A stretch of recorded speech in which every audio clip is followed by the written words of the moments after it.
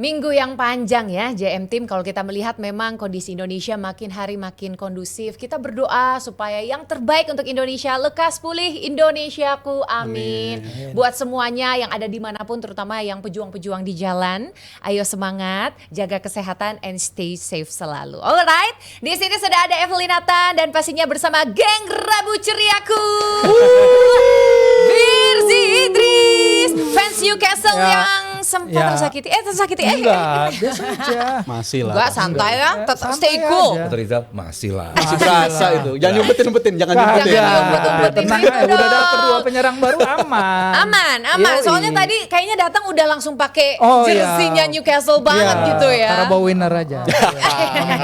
Kirain mau dibawain sekalian tadi di sini, tapi nggak boleh kali ya. Dan juga pastinya ada Wonderkid kita, Rizal Pahlavi. Wonderkid. Wonderkid kita yang kayaknya lagi menyala, hatinya lagi besar, kepalanya juga lagi gede deh kayaknya ini. Wih, lagi happy banget ini. Happy.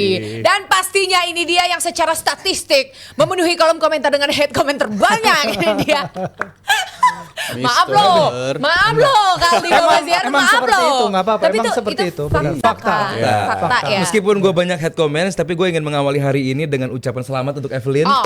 yang telah menyelesaikan pendidikan masternya. Jadi kalau tadi Evelyn mendoakan untuk para pejuang jalanan untuk tetap baik-baik saja dan all the best. All the best juga untuk Evelyn Congrats, Evelyn. yang Congrats ya. sudah selesai S2, dan juga boleh JM Team tulis di kolom komentar ucapan terbaik kalian untuk Evelyn ya. Sweet banget, thank you. Congrats, Evelyn. Thank you. Mudah-mudahan setelah lulus S2 ini juga bisa kasih level up buat DPI, Dewan Pendidik Indonesia. Amin. Sebelum Respect. kita masuk ke timnas yang kayaknya juga lagi penuh pertanyaan dan sepertinya Ya. butuh banyak analisa juga, kita berjalan-jalan ria dulu ke Spanyol kali ya. Dan kalau kita udah nyebutin Spanyol, langsung tersebutlah nama Barcelona. Di mana ini kayaknya ada pertanyaan besar. Ada apa dengan Barcelona? Selain Joan Garcia ya, memang kalau kita lihat masih apik. Tapi sisanya nih para pemain bisa dinilai seperti underperform. Bagaimana menurut Firzi deh? Sebenarnya underperform juga kita lihat tim Vallecano tuh emang jago ya. Musim lalu aja Barca hanya menang 1-0 di Montjuic. Tapi emang awal musim ini it's not the easiest bagi si Flick ya. Karena dia membuat 3 statement yang dari 3 pertandingan 2 statement diantaranya dia tidak puas dengan kinerja timnya. Bahkan dia mengatakan ego di ruang ganti gitu jangan menghalangi performa tim. Nah ini ada apa sebenarnya di dalam ini? Karena memang kita lihat beberapa tim dia kesulitan ya lawan Levante mereka juga harus melakukan remontada dulu ya sejak ketinggalan 2-0 habis itu jadi 3-2. Nah, sekarang ini dia bermain seri lawan Vallecano. Sebenarnya kalau gue lihat terlepas dari itu ya Vallecano sendiri layak mendapatkan Kemenangan. pujian. Iya, mendapatkan kemenangan dan pelatih mereka ini Inigo Perez salah satu pelatih Luar muda biasa. terbaik di La Liga yang musim lalu dia bisa matiin Pedri pada laga lawan Barcelona. Oke, mereka masih kalah tapi Pedri bisa dimatikan dan sekarang mereka menemukan key-nya untuk meng-unlock offside trap-nya Barcelona yang sangat terkenal itu. Jadi memang ini pelatih yang dulunya asistennya memang Andoni Iraola ya di tim sama. Iraola pindah ke Bournemouth dan mungkin juga ini akan mengikuti langkah sama. Jadi sebenarnya bukan hanya karena kalau menurut Flick timnya nggak bermain 100%, tapi juga lawannya ini punya counter strategi yang bagus, pressing mereka bagus, tekan mereka juga bermain dengan semangat yang tinggi, mereka juga bermain dengan kerjasama kolektif yang bagus. Secara expected goals dan secara jumlah tembakan mereka mengungguli Barcelona bahkan. Memenuhi ya. Iya. Tapi memang apakah ini juga ada hubungannya dengan Martinez nih? Coba dari Aldi nih, gimana nih? Inigo Martinez yang di offload dari Yes. Barcelona. Ya, gua rasa setuju banget.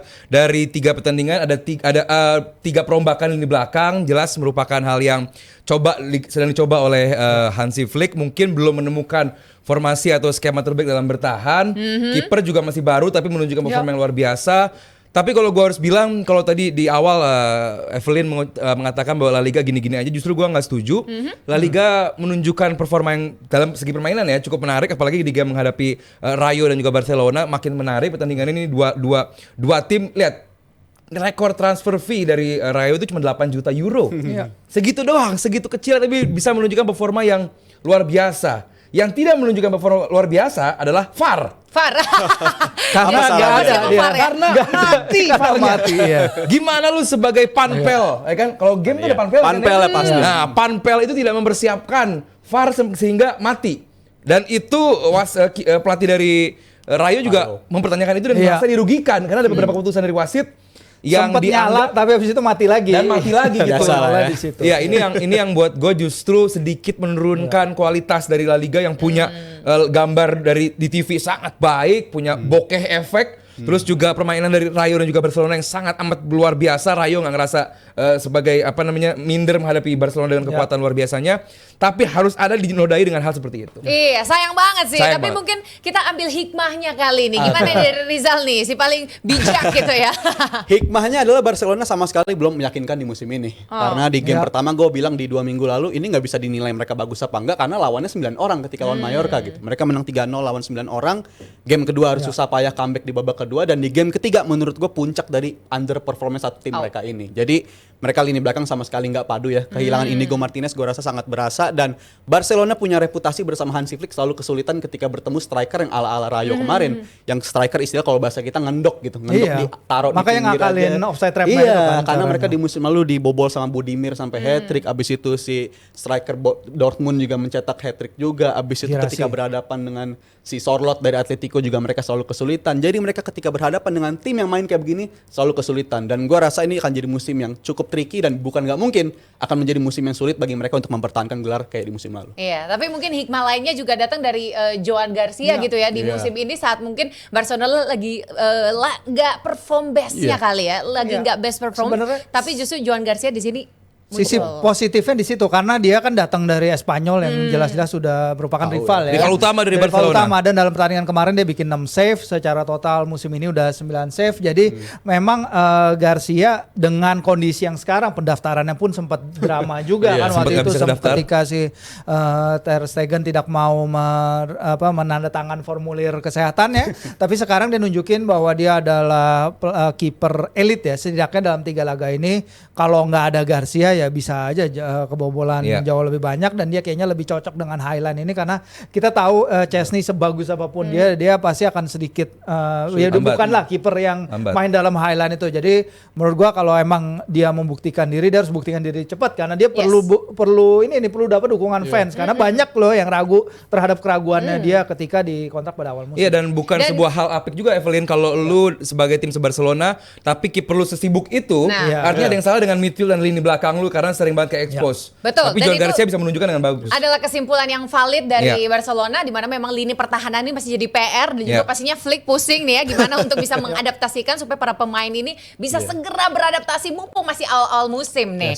Dan kita juga akan langsung lanjut ke Real Madrid di mana kalau kita lihat Real Madrid ini sendiri pergantian pelatih sepertinya belum terlalu memberikan dampak signifikan. Jadi sebenarnya ada bedanya apa? Enggak sih gitu loh. Xabi Alonso mana ini permainan atraktifnya belum keluar nih. Kalau apalagi kita membandingkan dengan Ancelotti di musim lalu sepertinya belum ada sesuatu yang baru di meja gitu. Justru kalau buat gue dulu ya, justru kalau buat gue sangat beda Evelyn. Gimana tuh? Bedanya adalah sekarang mereka mau lari, sekarang mereka mau ngepres. Pergerakan off the ball mereka bagus, pemain muda Mas Tantuono juga bagus, Arda Güler punya peran yang sangat amat vital di lini tengah dan kemarin juga bikin gol dia menyerok ke kotak penalti, artinya banyak sekali perubahan. Lebih rajin maksudnya? Lebih rajin. Oke. Lini belakang mereka ini lini belakang yang belum pernah ketemu sebelumnya. Oke. Mereka sangat baru, sangat belum akrab kasarnya. Kalau Barcelona tadi udah otak-atik lini belakang, tapi mereka pernah bertemu sebelumnya. Emang Araujo aja selevelnya segitu. Ya, Cuman kalau di Madrid ini mereka pure belum pernah ketemu sebelumnya, tapi bisa ya oke lah buat Oke levelnya segini. kan. Dan mereka berani lari, mau lari karena ini mah tim Xabi Alonso. Oke. Nggak akan menunjukkan Madrid yang jogo bonito penuh keindahan, tapi sangat amat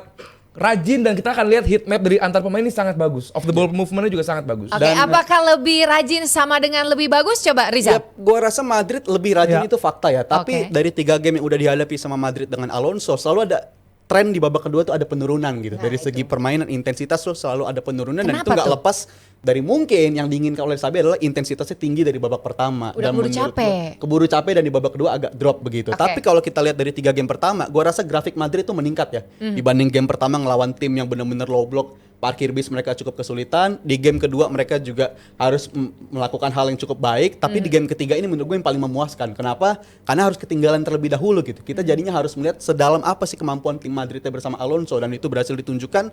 Dan gue rasa di game kemarin gue paling puas ngeliat Trent Alexander-Arnold ya. Oke, jadi seenggak-enggaknya tuh progres Ini gitu loh, yes. progresif. bukan titipan ini No, ya, no, tapi ini setuju banget. Trent Arnold bukan titipan ini. Iya. Itu Alright. bagus itu. Bukan, karena gue sedikit tambahin, ini nggak fair. Kenapa? Nggak fair, lu punya orang yang punya passing sebagus Trent, Kelihatan tuh akhirnya. dan lu punya orang yang bisa running behind kayak Mbappe. Iya, iya. Ini bakal menjadi kombinasi Iya. yang sangat amat serem dari Madrid. Dan lu punya lini tengah yang ada sekarang the new Luka Modric dari Arda Güler. Ini Madrid akan sangat serem musim ini. Ya, kalau gue bilang emang ini tim in proses ya. Tapi kalau gue bilang sama kayak Aldi bahwa ada perubahan yang ketara. Pertama mereka pressing sangat tinggi sekali. Efeknya itu pressing sangat tinggi terlihat dari positioningnya juga si Courtois. Yang Courtois walaupun tadi Aldi udah jelasin ya, mereka bermain dengan completely different backline. Iya. Iya. Tapi dengan completely different backline itu mereka bisa membatasi lawan ke tembakan-tembakan low risk. Iya. Di mana Courtois sendiri musim ini dari 3 pertandingan ya baru bikin 5 save. Itu adalah jumlah kedua Nah, terbanyak jagain dia. dari semua kiper di La Liga setelah sama dengan Jan Oblak. Nah, Oblak di Atletico, tapi dia udah kebobolan 4 kali. Si Courtois baru sekali ya, kalau nggak salah. Dan dia juga mengakui ada perubahan kok dari cara bermain gue. Dia bilang bahwa dia sekarang lebih bermain keluar kotak penalti, dia lebih bermain sebagai sweeper keeper. Dan di sini ada aspek lain dari pertahanannya si Xabi Alonso, bahwa dari formasi 4-3-3 mulainya mungkin 4-3-3 tapi it's a hybrid formation. Itu bisa jadi 5-3-2. Tchouaméni sekarang memegang peran ya berbeda ya, bisa hybrid dia bisa sebagai salah satu dari pivot atau dia turun sebagai salah satu dari center back. Tapi yang pasti mereka mulai ngepres lawan artinya high backline juga naik. Backline naik, kalau lu lihat kalau lu lihat height mapnya si Courtois itu tinggi banget, kelihatan banyak touch dia sekarang di luar kotak penalti. Jadi itu ada beberapa hal yang berubah. Tapi kalau dia bisa melindungi Courtois dengan lebih baik, sebenarnya nih kiper yang sering banget sibuk loh. Lu kalau ingat 2021-22 ketika mereka juara Liga Champions, Liverpool. dia bikin 59 save sepanjang turnamen. Itu jumlah terbanyak. Di final dia bikin 9 save ya kalau nggak salah lawan Liverpool. Itu juga jumlah penyelamatan terbanyak sepanjang final. Jadi itu memang lebih banget dari dia. Berarti bisa dibilang banyak tanda-tanda green flag sebenarnya dari sangat. Real Madrid. Green flag ya? itu bagus kan? Iya, bagus dong. Nah, apakah ini sebuah tanda bahwa memang Real Madrid akan memimpin menjadi yang terberbahaya di musim ini atau masih harus kalma por favor. Kalma, liga masih panjang, Jordana masih panjang, masih panjang. Jadi masih panjang lah. Cuman pertanyaan gue buat Firzi, yang sebagai atau sweeper goalkeeper bagusan Donnarumma apa itu?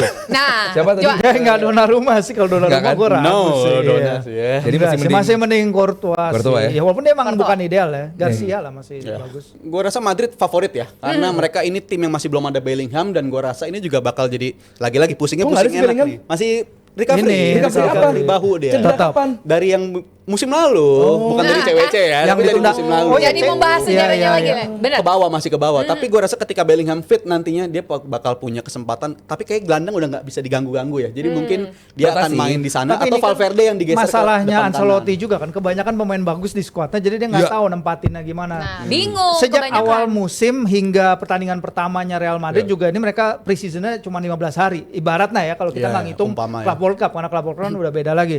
Beda Ini lah juga emang. yang menyebabkan mungkin tim ini nggak seluas apa yang si Alonso inginkan. Tapi tanda-tandanya ada kesana. Ada ya. Positif. Green flag, Alright. green flag. Green flag bahasa. Nah, green itu. flag Oke, untuk green flag, Real boleh. Madrid. Tapi waktu masih tetap harus menjawab lewat musim yang begitu panjang. Masih ada satu musim ke depan, jadi kita nantikan saja.